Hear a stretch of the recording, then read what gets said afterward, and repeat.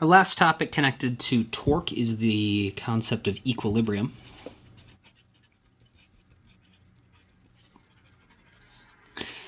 An equilibrium refers to a situation where our system is moving at has some sort of constant angular velocity.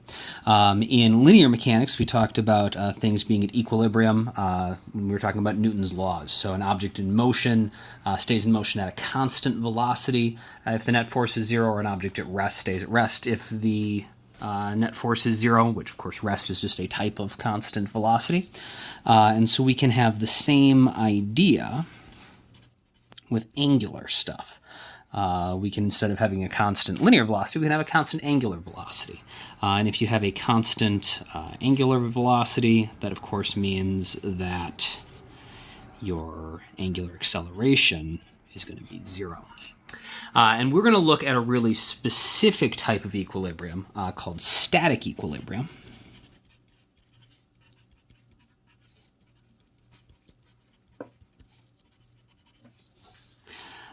Which means not just that we have a constant angular velocity, but specifically that everything is at rest.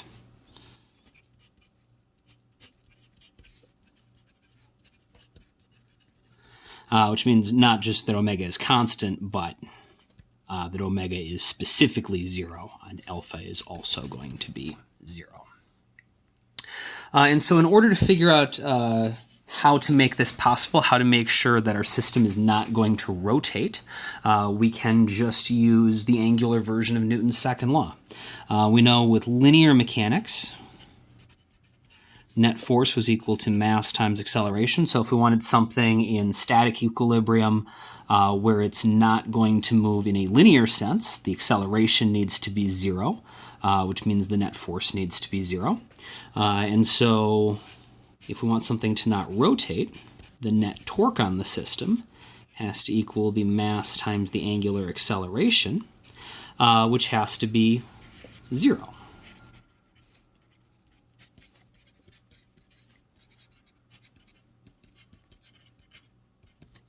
For static equilibrium. I guess both of these should be zero, because if we're in static equilibrium, we're not going to be rotating, and we are not going to be moving in a linear sense either.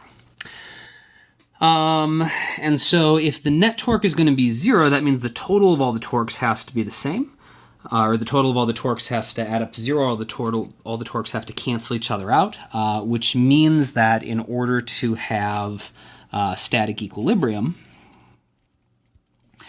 just like we would have to have the forces going left, for example, to equal the forces going right,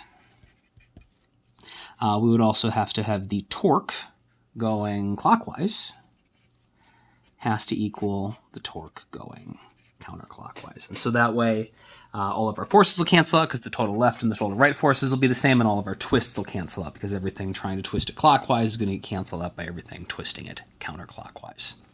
So let's look at a couple sample problems we can do using static equilibrium and specifically torque.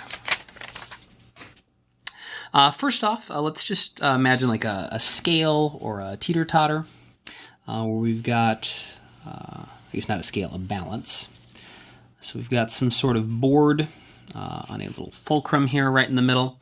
So this should balance on its own, but if we put an object over here, let's say maybe we put a 1 kilogram mass 2 meters away from the fulcrum, that would normally cause this to turn because there's going to be a force of gravity pulling down on this.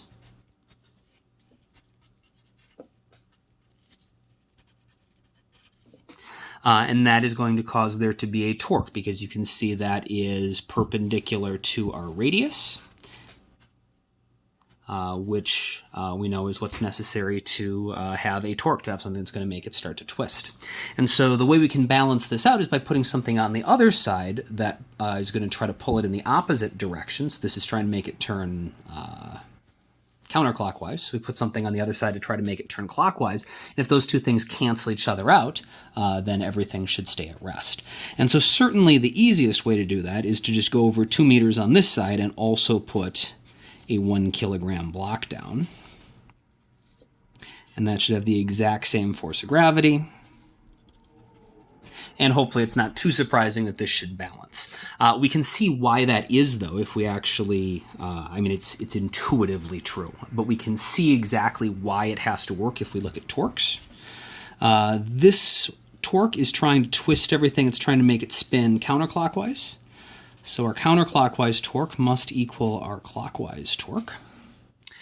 And we know torque is R cross F. And we can just do RF sine theta. It's going to be a little bit easier to use here rather than doing full cross products. So we just need to know the radius, the force, and the angle the force is being applied at. So our radius on the left side, let's try and make it go counterclockwise, is going to be 2 times our force of... actually, you know what, let me just leave this as R for a second. So we got our radius. Our force is our force of gravity, which is going to be mg, times the sine of 90.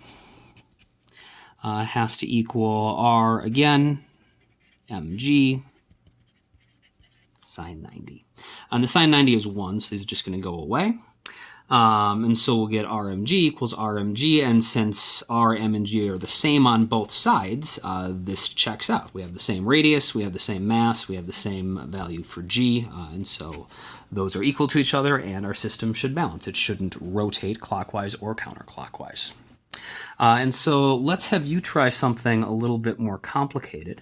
Let's say we have, once again, balance setup.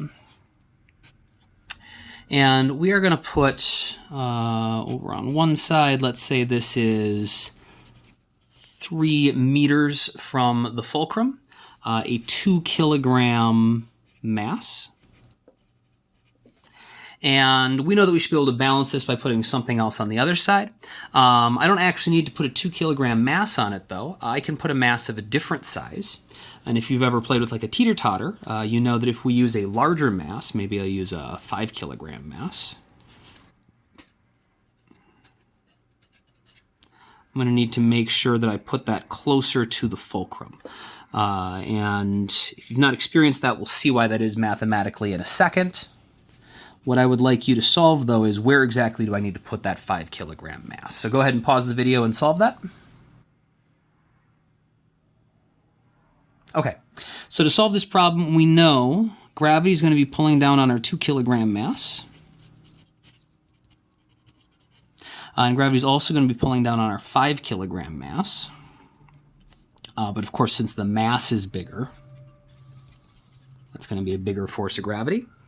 And so we can see why the larger mass had to go closer to the center. We want the torques to be the same. And so remember, the torque is the radius times the force. And so if we have a larger radius and a smaller force, that can work if we have a smaller radius and a larger force. So we need our counterclockwise torque to equal our clockwise torque. And so that's going to be RF sine theta equals RF sine theta. And so we'll do our radius on the left side times the force is going to be mg sine 90.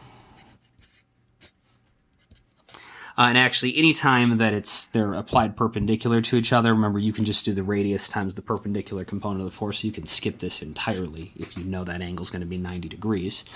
It's got to be equal to RMG. G is the same on both sides, but we're going to have different radiuses. So I'll maybe call this object 1 and this object 2. So we've got R1, M1, R2, M2, and our G's cancel out. And so we're going to get this cool little balancing equation that R1, M1 has to equal R2, M2. And for our specific case, if we've got 3 meters times 2 kilograms, that has to equal whatever our second radius is times our 5 kilograms. And so if we solve that, we're going to get R2 is going to be 6 over 5. So at 1.2 meters is where we would need to put it.